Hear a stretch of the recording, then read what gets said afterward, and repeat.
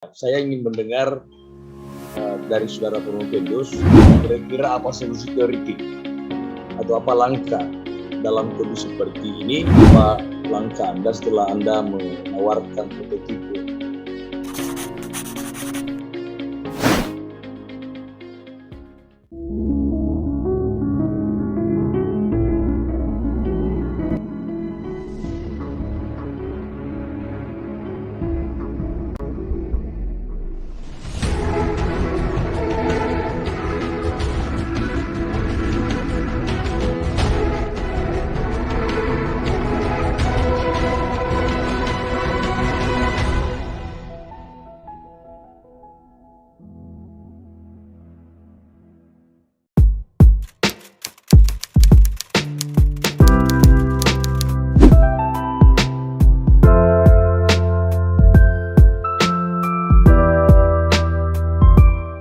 Tim penguji, saudara Prometheus dan hadirin yang saya hormati, saatnya sesi pertanyaan, sanggahan, dan klarifikasi.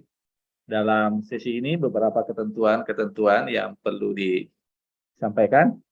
Yang pertama, tim penguji, ada penguji internal, penguji eksternal, dan penguji pembimbing.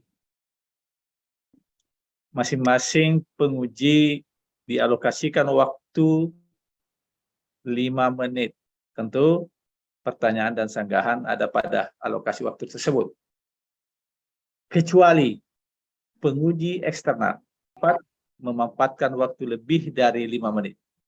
Kita memulai dari penguji internal. Penguji berikut adalah guru besar pada ilmu Fakultas Ilmu Sosial dan Hukum Universitas Negeri Makassar. Beliau juga adalah Ketua Program Studi S3 Sosiologi pada periode sebelumnya. Beliau lebih dikenal sebagai ahli sosial atau sosiologi Persi Gunung Sarian. Kita undang dengan hormat, beri kesempatan waktu kepada Bapak Profesor Dr. Andi Agustan, Magister Sains, untuk memulai sesi pertanyaan, klarifikasi, dan sanggahan. Silakan. Semuanya pimpinan saudara Prometheus, Bapak Ihsan Musyid, SPD, selamat ya Anda masuk ke tahapan terakhir. Saya terharu dengan Anda ini. Ketika saya baca riwayat pekerjaan, Anda dari guru SD. Sekarang menjadi pelaksana tugas camat. Jalanan tentu bukan waktu yang singkat, tapi penuh dengan pengorbanan, lama dan penuh dengan pengorbanan. Sedikit saja yang saya tanyakan, saya hanya ingin mendengar apa langkah Anda setelah Anda menawarkan prototipe yang partisipatif, transparansi, akuntabilitas, berbasis kebutuhan dan keberlanjutan. Yang pada sisi lain, di mana masyarakat di daerah Bacang, Kecamatan Bacang ini banyak faktor yang menyebabkan tidak terciptanya tata kelola pengelolaan dana desa dan pengelolaan publik. Ada dari pelaksanaan program yang menyimpang dari program yang disukan, terus sumber daya manusia juga rata-rata di bawah standar atau tidak sesuai dengan ketentuan yang berlaku. Nah, akibatnya akses pelayanan masyarakat di desa tidak berjalan sebagaimana mestinya, seperti Anda kemukakan pada halaman 23 di Bintasan. Saya ingin pertanyaannya, saya ingin mendengar dari saudara Prometheus, kira-kira apa solusi teoretik atau apa langkah dalam kondisi seperti ini yang tidak partisipatif, tidak transparansi, tidak akuntabilitas, menuju ke transparansi, menuju ke partisipasi, menuju ke akuntabilitas. Saya pikir itu yang penting, karena nanti Anda akan turun ke lapangan, harus Anda praktekkan dan harus punya langkah-langkah.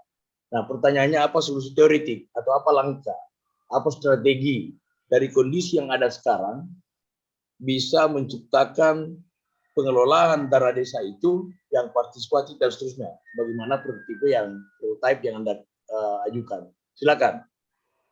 Ya, baik. Terima kasih Maha Guru Maha Terpelajar Bapak Profesor Dr. Andi Agustin yang telah memberikan pertanyaannya. Terima kasih. Dalam prototype model yang ditawarkan, insya Allah ada sebuah penguatan yang saya tawarkan dalam proses penelitian ini, yaitu yang pertama khusus kepada kepala desa, bahwa dalam proses perencanaan itu harus 4 hal yang harus diperhatikan. Yang pertama adalah tertib administrasinya, tertib sosialnya, tertib hukumnya, dan tertib politiknya. Itu yang kemudian harus diperhatikan oleh kepala desa dalam hal pengelolaan dana desa. Karena itu yang kemudian akan mempengaruhi dalam proses-proses.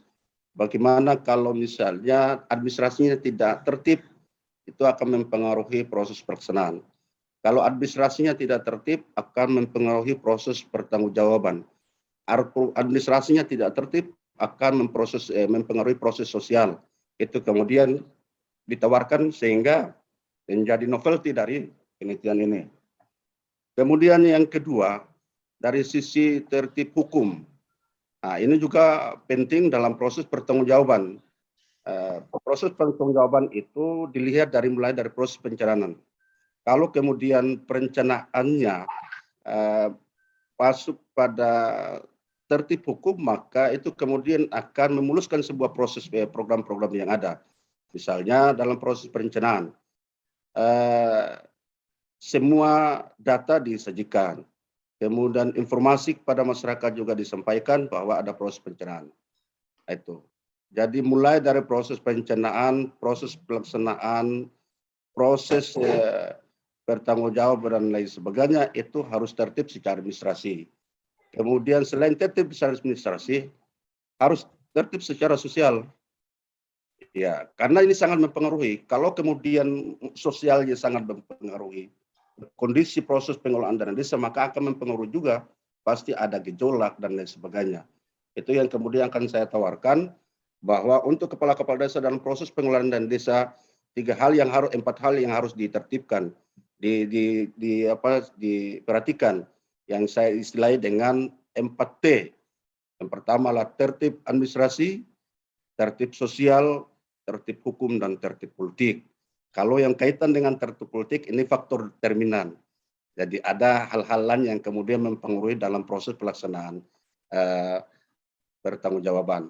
Kemudian penguatan yang lain dalam disertasi ini, penguatan langkah-langkah yang di sana itu adalah pada dinas teknis ya. Dinas teknis dalam melakukan evaluasi, monitoring dan evaluasi kegiatan dana desa, itu mestinya jangan menunggu nanti selesai kegiatan baru dilaksanakan.